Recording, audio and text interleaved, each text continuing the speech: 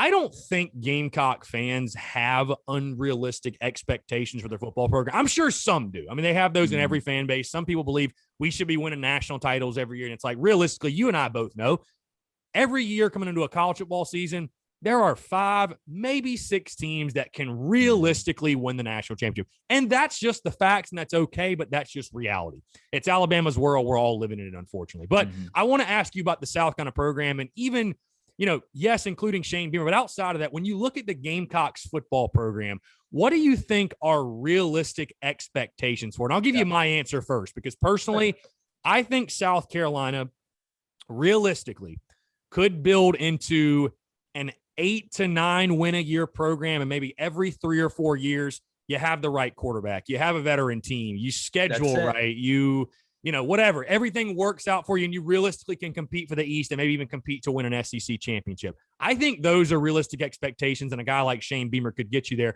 When you look at the Gamecocks football program, again, it's a program that has porous tradition. We all know that. The tradition's not there. What Steve Spurrier did is unprecedented at South Carolina, and I think we'll probably never see it again. If you want me to be totally honest with you, 5 straight wins over Clemson, 3 straight 11-win seasons. The 4th season, you went to the SEC championship. I doubt you ever see a run like that again, and I agree with you, fans have got to be patient.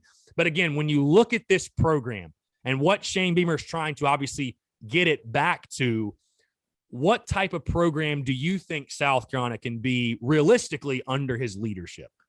Well, I think you hit the nail on the head. And I think that's a lot. That's a big group of teams in the SEC, because we do have to remember we're talking about the SEC. And on one hand, it's really tough to have success. It's even tougher to have sustained success. That's why what Nick Saban's doing in Alabama, even though it's Alabama, it's unprecedented, and it's incredible, and it'll never be done again.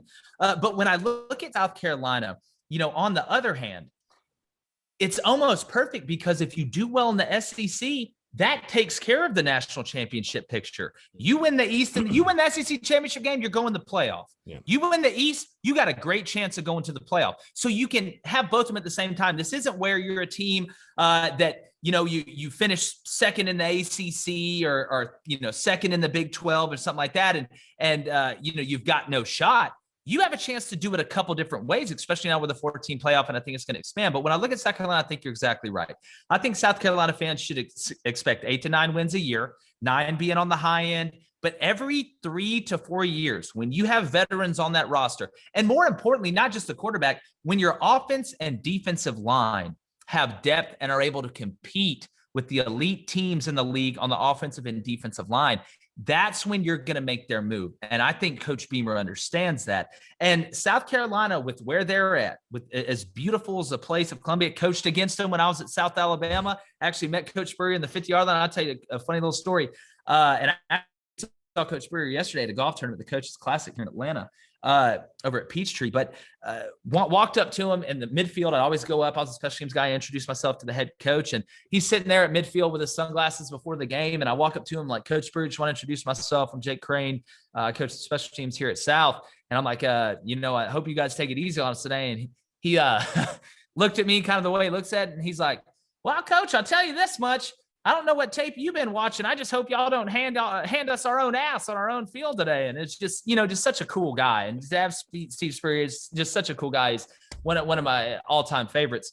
But expecting a run like that's really tough with what he did. But I do think Shane can get you guys back into the, hey, listen, when you go to South Carolina and play these guys, it's a problem. Kind of like what you're seeing at Ole Miss now a little bit. Not comparing South Carolina to Ole Miss, but it's not going to be a cakewalk anymore.